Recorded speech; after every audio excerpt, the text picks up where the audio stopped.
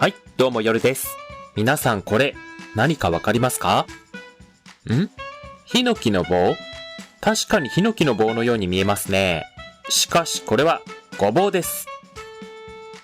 ごぼうという野菜に馴染みがない人もいると思うので、簡単に説明すると、根菜です。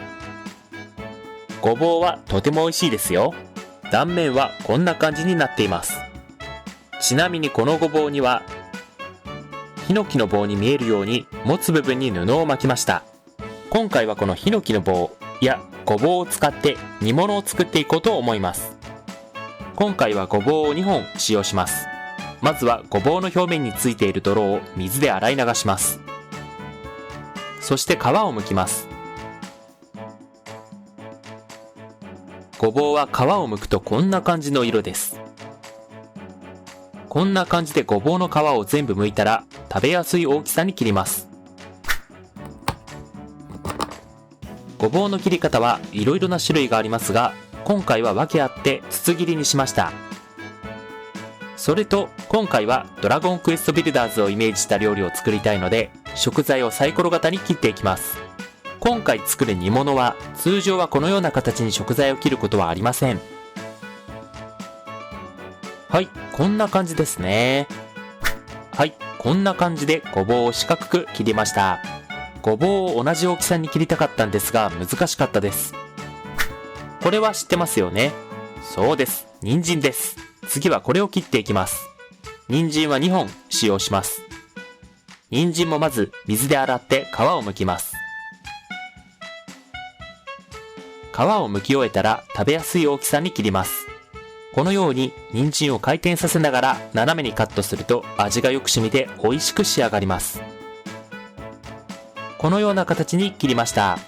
通常はこのような形に切りますが、今回はごぼうと同じようにサイコロ状に切ります。まずは人参を輪切りにしてからサイコロ状に切ると綺麗に四角く切れると思います。はい、こんな感じですね。人参を四角く切り終わりました。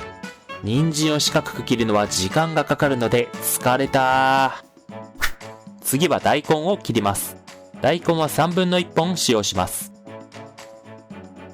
大根って海外でも普通に手に入るのかな？大根を洗ったら切っていきましょう。大根は先に切ってから後で皮を剥いた方が皮を剥きやすいので、まずは大根を切ります。このように輪切りにしたら皮を剥いていきます。大根は大きいので包丁でも皮が剥きやすいです。はい、このように大根の皮を剥き終わりました。大根も人参と同じように四角く切っていきます。はい、こんな感じで大根も四角く切りました。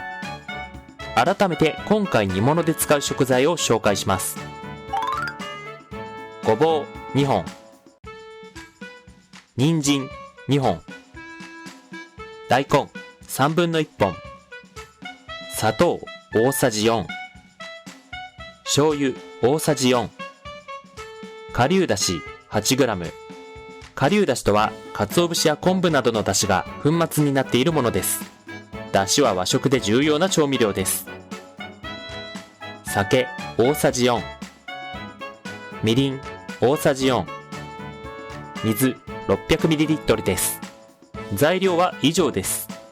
それでは調理開始。調理の仕方は簡単です。まずさっき切ったごぼう、人参、大根を鍋に入れます。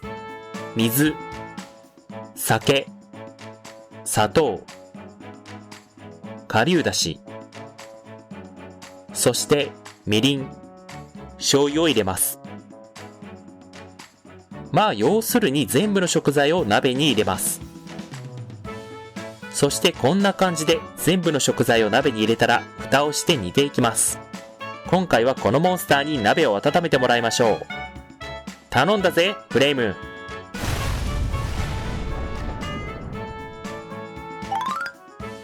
はい、2、30分煮えました。いい感じに出来上がってると思います。いい感じ。お肉を入れて作っても美味しいのでおすすめです。そしたら煮物をお皿に盛り付けていきましょう。はい、こんな感じですね。美味しそうに盛り付けができました。これは普通の煮物の盛り付け方なので、次はドラゴンクエストビルダーズ風に盛り付けてみましょう。あれ？なんか落ちてる。なんだこれ。大木槌？あ、ごぼうの煮物でできた大木槌だ。どうですか？これ、大木槌に見えますか？これが大木槌に見えるかどうか、彼に聞いてみましょう。大木槌？この大木槌どう？俺の大木槌の方が強い。でも食べれるのはすごい。と大木槌は言っているような気がします。はい、じゃあ遊びはここまでにして煮物をビルダーズ風に盛り付けていきます。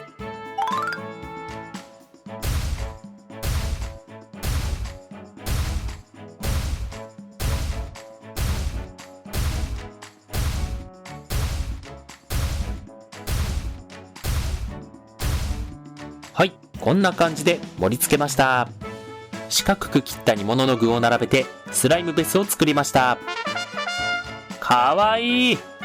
食べるときは普通の盛り付け方をした方が食べやすいと思いますが、みんなで食べるときとかはこんな感じで盛り付けをしてみても楽しいと思います。今回はヒノキの棒のような野菜、ごぼうを使って大木槌とスライムベースの煮物を作りました。煮物は和食の代表的な料理です。食材を四角く切らなければ作るのは簡単なので、ぜひ試してみてください。今回はいろんなモンスターが協力してくれたので、楽しい動画を撮ることができました。ご視聴ありがとうございました。チャンネル登録と高評価ボタンをよろしくお願いします。コメントもくれたら嬉しいです。